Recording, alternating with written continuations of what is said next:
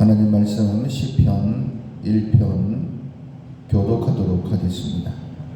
복 있는 사람은 악인들의 꾀를 따르지 아니하며 죄인들의 길에 서지 아니하며 오만한 자들의 자리에 앉지 아니하고 오직 여호와의 율법을 즐거워하여 그의 율법을 주야로 묵상하는도다. 그는 시냇가에 심은 나무가 철을 따라 열매를 맺으며 그 잎사귀가 마르지 아니함 같으니 그가 하는 모든 일이 다 형통하리로다. 악인들은 그렇지 아니하며 오직 바람에 나는 겨와 같도다. 그러므로 악인들은 심판을 견디지 못하며 죄인들이 의인들의 모임에 들지 못하리로다. 무릇 의인들의 길은 여호와께서 인정하시나 악인들의 길은 망하리로다. 아멘. 지혜 복 있는 사람이라는 제목으로 함께 은혜를 나누겠습니다. 이제 2025년도를 바라보고 있는데 우리가 2025년도 1월 달에 처음 훈련하게 될 성품은 지혜입니다. 지혜라는 것이 뭘까? 복 있는 사람들이 사는 방법이다. 이렇게 한마디로 말씀을 드릴 수 있습니다. 그래서 오늘 설교 제목을 지혜, 복 있는 사람이다라고 이렇게 짓고 함께 말씀을 나눌 텐데, 하나님께서는 우리가 복 있는 사람이 되기를 원하시는 줄 믿습니다. 복 있는 사람이 되게 하시려고 하나님이 우리를 찾아오신 것이죠. 이런 복된 삶을 살려고 하면 어떻게 해야 되는가 하는 것도 오늘 본문 가운데 기록되어져 있습니다. 우리가 2024년도를 돌아보면서는 나는 정말 복 있는 사람이었는가 한번 점검해 보시고, 또 2025년도를 살아가는 동안에는 내가 복 있는 사람으로 살아야 되겠다, 이런 결단이 또 그렇게 기도하시고 그렇게 첫 발걸음을 내딛는 우리가 되기를 소원합니다. 복 있는 사람의 모습을 이렇게 말씀하고 있습니다.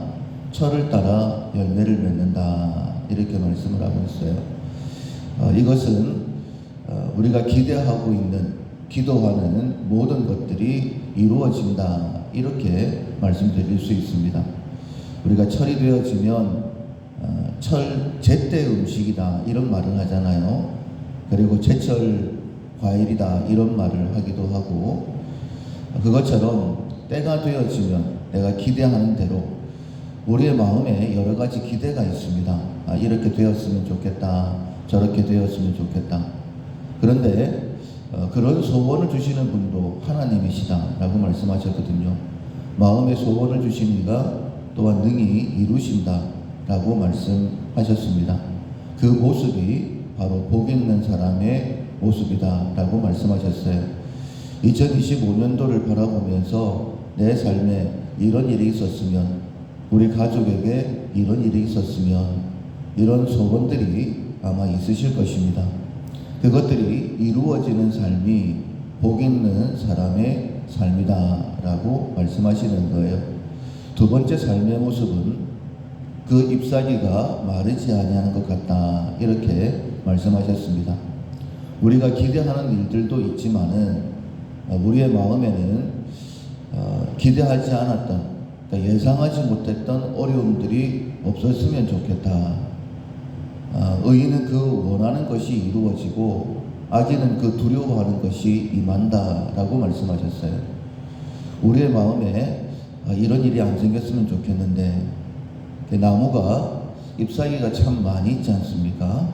그 모든 잎사귀가 마르지 아니하는 것, 아마 불가능한 일이다라고 생각을 할 거예요. 아무리 나무를 잘 가꾸어도 잎사귀가 말라 떨어지는 것은 어쩔 수 없다라고 생각할 수 있죠. 그러나 그런 예상하지 못했던 일들도 일어나지 않도록 하나님께서 은혜를 베풀어 주시는 것, 그것이 바로 복된 삶이다, 이렇게 말씀을 하십니다. 누구든지 다 그런 삶을 원하죠. 내가 원하는 것은 이루어지고 예상하지 못했던 어려움들은 생기지 아니하고, 이런 삶을 복된 삶, 그래서 그런 삶을 사는 사람들은 모든 일이 다 형통하다 이렇게 말씀하고 있습니다. 하나님께서는 우리의 삶을 그렇게 인도하기를 원하시죠. 그런 삶은 하나님과 동행할 때에 이루어지는 삶이다. 우리가 흔히 이런 말을 합니다. 만사형통이다라는 그런 말을 쓰는데, 예수 믿으면 모든 게 만사형통이냐 이렇게 말하는 사람이 있는데 정말 그렇습니다. 예수님을 믿으면 만사형통이 됩니다. 다 형통하다라고 분명히 말씀하셨기 때문이죠. 우리는 그런 만사형통의 삶을 기대하며 살아갈 수 있습니다. 그런데 그렇게 기대한다고 해서 모든 사람들이 다 그런 삶을 누렸느냐, 나는 그런 삶을 누렸느냐, 그렇지 못할 때가 있었었죠. 그것은 이유가 있기 때문입니다. 그런 삶을 살려고 하면 시냇가에 심겨진 나무가 되어야 되는 것이죠. 아무데나 심겨져 있으면서 철을 따라 열매를 맺고 그 잎사귀가 마르지 아니하는 모든 일이 다 형통한 삶을 기대했어서는 안 됩니다. 반드시 시냇가에 심겨진 나무가 되어야 되는 것이죠. 시냇가에 심겨지면 항상 물이 공급이 됩니다. 그래서 아무리 가물어도 괜찮은 것이죠. 그러면 하나님께서 말씀하시는 시냇가에 심겨진 나무는 어떤 나무일까? 조금 전에 말씀드렸던 것처럼 시냇가에는 항상 물이 흐릅니다. 이 물이라는 것은 성경적인 의미로 하나님의 말씀을 이야기하고 있는 거예요. 그 말씀이 항상 내 속에 흘러가고 있어야지. 말씀은 곧 하나님이십니다. 즉 하나님과 동행하는 삶을 살아야지. 그래서 에녹이 하나님과 동행함으로, 그리고 노아가 하나님과 동행하였더라. 아브라함도 마찬가지죠. 아브라함이 하나님과 함께 했다 이렇게 말씀하고 있는 거예요. 누구든지 동일합니다. 우리의 마음에 하나님의 말씀의 물이 계속 흐르고 하나님과 동행하게 되어지면 철을 따라 열매를 맺는 삶을 살게 해 주십니다. 그 잎사귀가 마르지 아니하도록, 어떤 소식이 들리더라도 마음에 두려움이 생기지 않도록, 언제나 내 마음속에 기대만 가득하도록 하나님께서 그렇게 해 주신다는 거예요. 그렇다면 시냇가에 심겨진 나무에 대하여는 어떻게 말씀하시느냐? 오직 의는 이라고 말씀을 하시면서 2절에 오직 여호와의 율법을 즐거워하여 그 율법을 주야로 묵상하는도다 라고 말씀하십니다.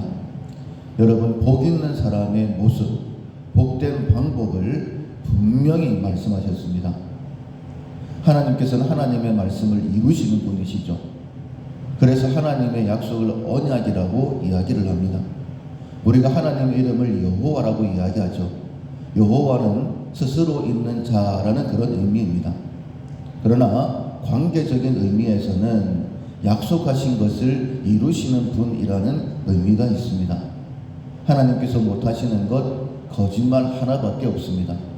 하나님께서 우리에게 말씀하시는 거예요. 나는 너가 지혜로운 자가 되기를 원한다. 나는 너가 복 있는 사람이 되기를 원한다. 그렇다면 오직 하나, 여호와의 율법을 주야로 묵상하여 그 가운데 기록된 대로 다 지켜 행해라. 그러면 너의 삶이 시냇가에 심겨진 나무와 같은 삶이 될 것이다. 철을 따라 열매를 맺으며 그 잎사귀가 마르지 아니하는 삶을 살게 될 것이다. 그래서 누가 보더라도 만사형통이라고 이야기하는 그런 삶을 살게 해주겠다라고 말씀하시는 거예요.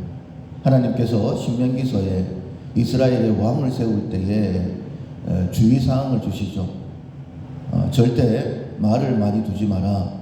군사력을 얘기하는 것입니다. 그리고 은금을 많이 쌓아두지 마라. 경제력을 얘기하는 것입니다. 그리고 아내를 많이 두지 마라. 외교력을 이야기하는 거예요. 왕으로서 가장 중점을 둬야 되는 것이 군사력과 그리고 경제력과 외교력이지 않습니까? 그런데 그것에 신경 쓰지 마라 라고 말씀하십니다. 한 가지만 말씀을 하시죠. 그것은 하나님의 율법을 네 손으로 쓰고 그것을 날마다 묵상해라.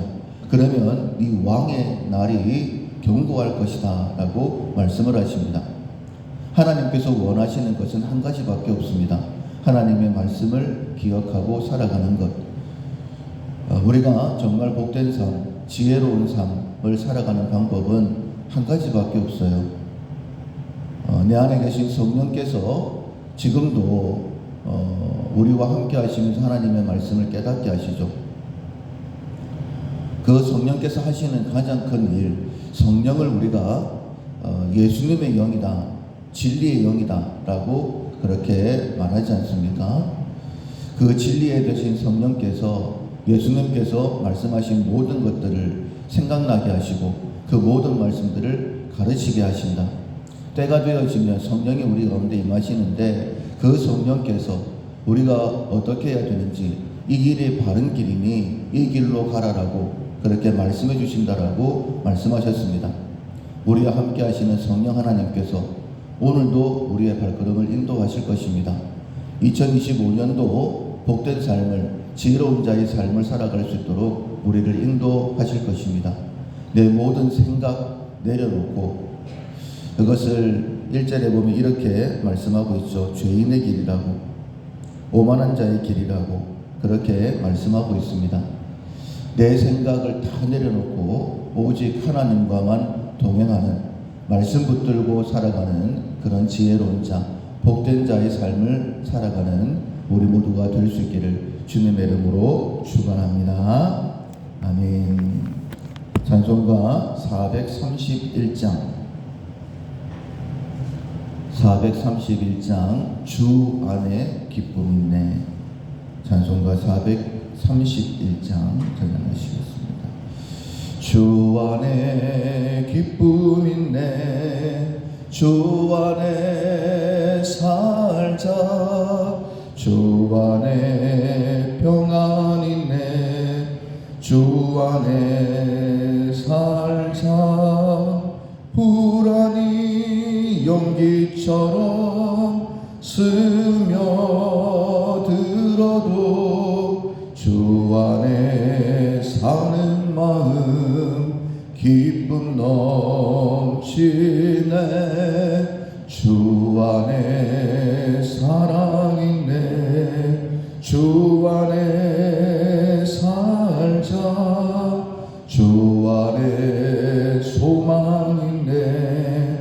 주 안에 살자.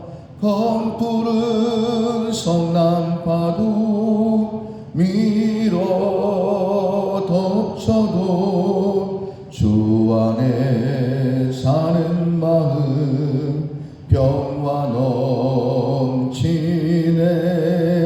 주 안에 영생 있네. 주 안에 살자. 주 안에 천국 있네. 주 안에 살자. 불길이 지옥처럼